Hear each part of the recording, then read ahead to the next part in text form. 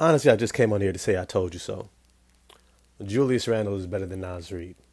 And I'm not saying that to gloat. I'm not saying that to rub it in somebody's face. I'm just actually making another observation that was so glaringly beautiful to watch against the Chicago Bulls. That Julius Randle brings a dynamic to this team that really the only other person who brought that was Anthony Edwards. I want to dive into that in this video. But before I do, this video is brought to you by Bridges and Stones Family and Relationship Care. If you are struggling with your mental health or relationship, go to bridgesandstones.com and contact them for your free consultation today. One brave act today can create a better tomorrow. Remember, none of us make it alone. The link is in the description box below. You know, me saying that Julius Randle is better than Nas Reed is actually a really, really, really good thing for the Minnesota Timberwolves. If Nas Reed was better than Julius Randle right now, coming back from the injury and being traded from the New York Knicks, if that was the case, then there would be a cause for concern. Because Nas Reed, as good as he is, he's kind of Bobby Portis. He's a really good forward, big man front court player coming off the bench who is going to be better than probably 90% of the other front court players coming off other teams' bench, which means that he's going to eat. He is going to look really good in that role. But if you make him a starter, if you start him for your team, how good is that team? And that's what I want to point out today.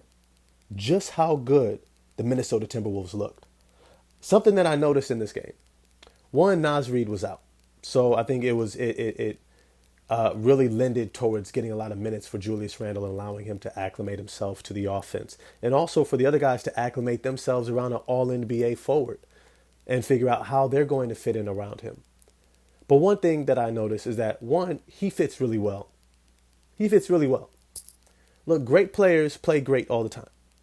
They're just great players. Even if they're having an off shooting night, they're still a great player. They're still someone that the defense has to pay attention to, that they have to crowd somewhat. This is what we use the term gravity. Gravity on the court. They crowd them because they know they can do so many things well, even if it's not even scoring. Julius Randle has shown the ability not just to get to the cup on an explosive, quick first step. He has the ability to finish around the rim through multiple defenders. He has the ability to get to the free throw line frequently, and he has the ability to play make for himself and others. You didn't even really see the full bag from Julius Randle. He didn't shoot any threes in this game. He didn't really get into his mid-range game. You just saw downhill bull Julius Randle, the guy who came in from the University of Kentucky. I think he's from Dallas, Texas, right? The All-American, right? The all-world athlete who can just simply dominate because of the physical tools that he has and his skill and knack and touch around the rim. He's essentially like, imagine a 6'9" Zion, but he's in shape. Not as explosive, but the level of touch and combination of power and quickness. There are only maybe a handful of players who have come through the NBA who have had those combinations, and Julius Randle has it. He doesn't even really need to have a great right hand finishing at the rim. He is so dominant with that left, kind of like a Zach Randolph back in the day, or even Zion today, where it's to say, hey, I have such great touch, length, and ability to finish over the top. I don't even need to worry about this other hand. I don't. Julius Randle is going to be somebody who is going to be able to spell this team's offense for long stretches, as you saw in this game. Anthony Edwards did not have a great shooting night. He shot about 26%. Now, I think some of that is acclimating to playing around Julius Randle. I also think some of it was the Chicago Bulls playing good defense, right? And being able to get into rotation and to crowd him a little bit. And he didn't necessarily take great shots throughout this game. He was able to get to the rim still, but he had an off shooting night, shot 26%. And Julius Randle shot 50% and kept them in this game. You can imagine if both of those two guys are rolling.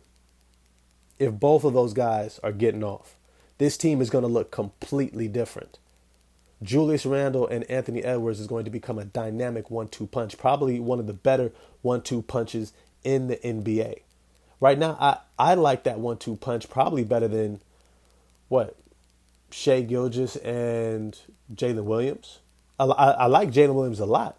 I don't know if he's all NBA, but I like him in that system. I think that, and it's not any knock to them. I probably like Julius Randle and Anthony Edwards probably more than this rendition of Nikola Jokic and Jamal Murray, mostly because I think Jamal Murray has fallen off and taken a step back. All right, I like them probably a little bit more dynamically throughout the regular season than even probably I don't want to say LeBron and AD because that's one hell of a duo right now. Um, but you get my drift. They are of that ilk of a 1-2 punch that situates you for an NBA Finals run. And I've already said it. This team, that is their long-term outlook for this season.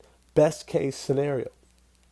Best case scenario. If they stay healthy, if they are able to gel and bring these guys together, I think they will.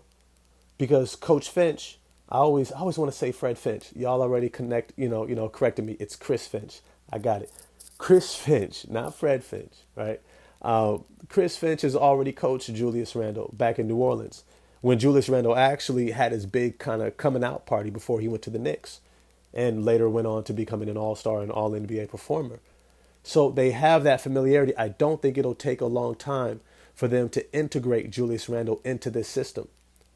And so when I look at the outlook for this team, it's scary. It's scary. I don't even have the Denver Nuggets in my top 4 or 5 teams in the West right now. I said I have Oklahoma City. I have the Dallas Mavericks.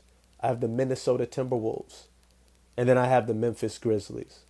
And then I have the Denver Nuggets.